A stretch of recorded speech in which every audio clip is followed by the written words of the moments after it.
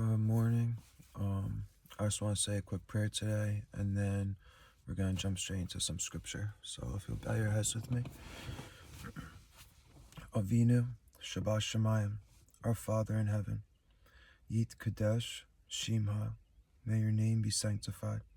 Vid Barek, Malhuta, and may your kingdom be blessed.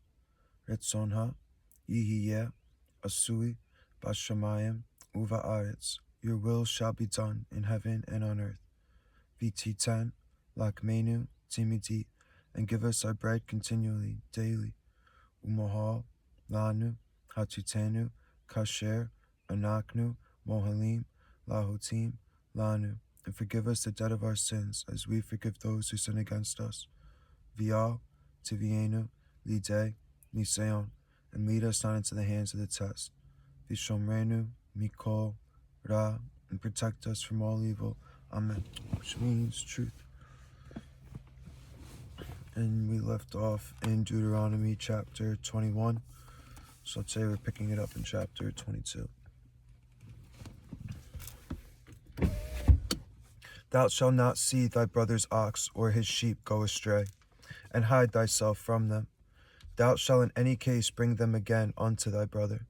And if thy brother be not nigh unto thee, or if thou know him not, then thou shalt bring it unto thine own house, and it shall be with thee until thy brother seek after it, and thou shalt restore it to him again.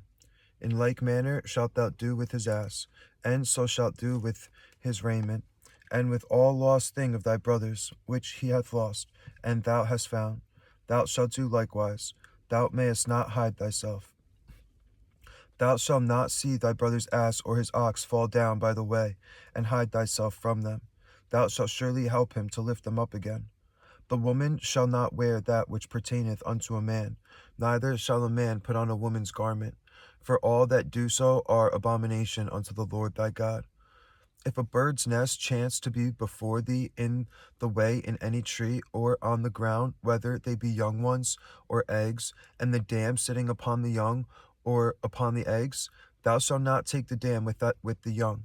But thou shalt in any wise let the dam go, and take the young to thee, that it may be well with thee, and that thou mayest prolong thy days. When thou buildest a new house, then thou shalt make a battlement for thy roof, that thou bring not blood upon thine house, if any man fall from thence. Thou shalt not sow thy vineyard with divers seeds, lest the fruit of thy seed which thou hast sown and the fruit of thy vineyard be defiled. Thou shalt not plow with an ox and an ass together. Thou shalt not wear a garment of divers sorts, as of woolen and linen together. Thou shalt make thee fringes upon the four quarters of thy vesture, wherewith thou coverest thyself. If any man take a wife, and go in unto her, and hate her, and give occasions of speech against her, and bring up an evil name upon her, and say, I took this woman, and when I came to her, I found her not a maid, then shall the father of the damsel and her mother take and bring forth the tokens of the damsel's virginity unto the elders of the city in the gate. And the damsel's father shall say unto the elders, I gave my daughter unto this man to wife, and he hateth her. And lo, he hath given occasions of speech against her, saying, I found not thy daughter a maid. And yet these are the tokens,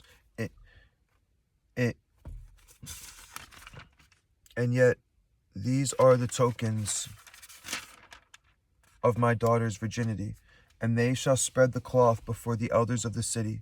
And the elders of that city shall take that man and chastise him, and they shall immerse him in 100 shekels of silver, and give them unto the father of the damsel, because he hath brought up an evil name upon a virgin of Israel.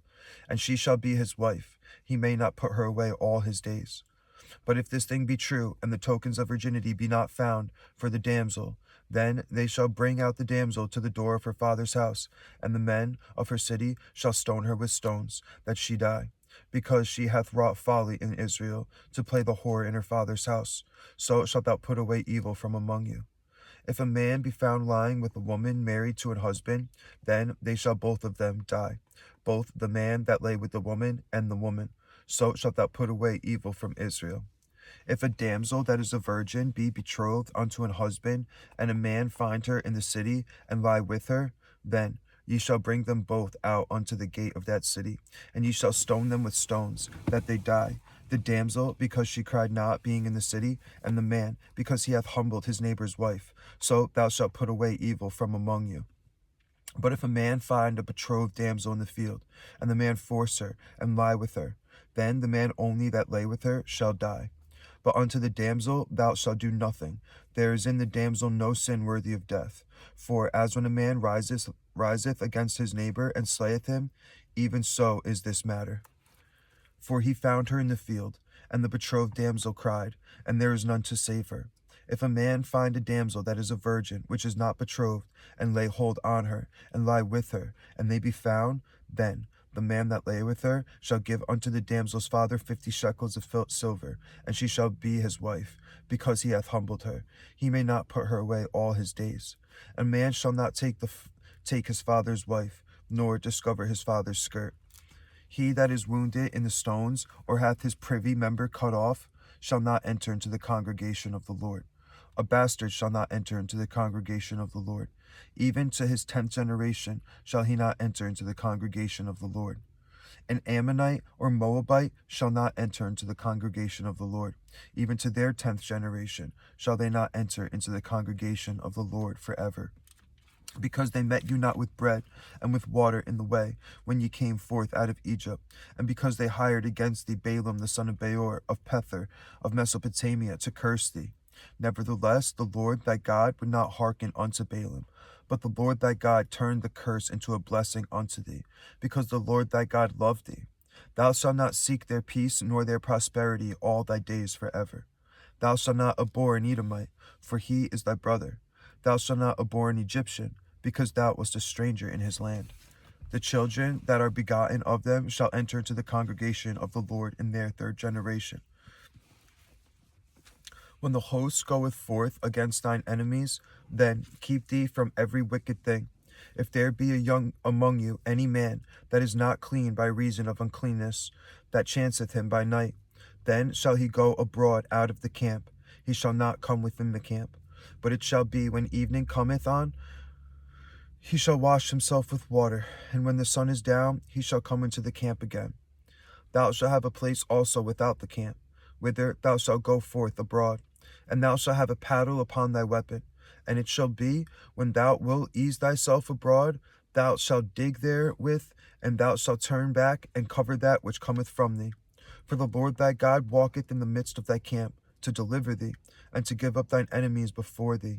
Therefore shall thy camp be holy, that he see no unclean thing in thee, and turn away from thee. Thou shalt not deliver unto his master the servant which is escaped from his master unto thee.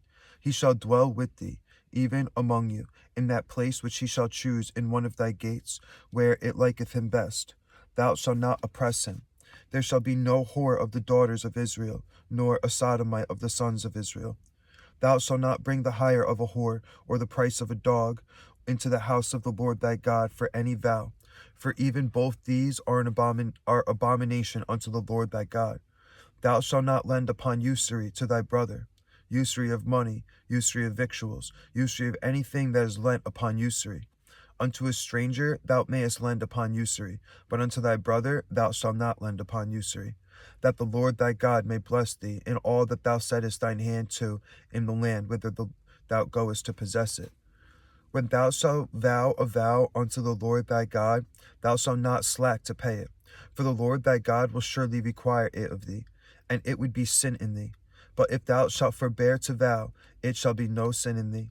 That which is gone out of thy lips thou shalt keep and perform, even a freewill offering, according as thou hast vowed unto the Lord, which thou hast promised with thy mouth.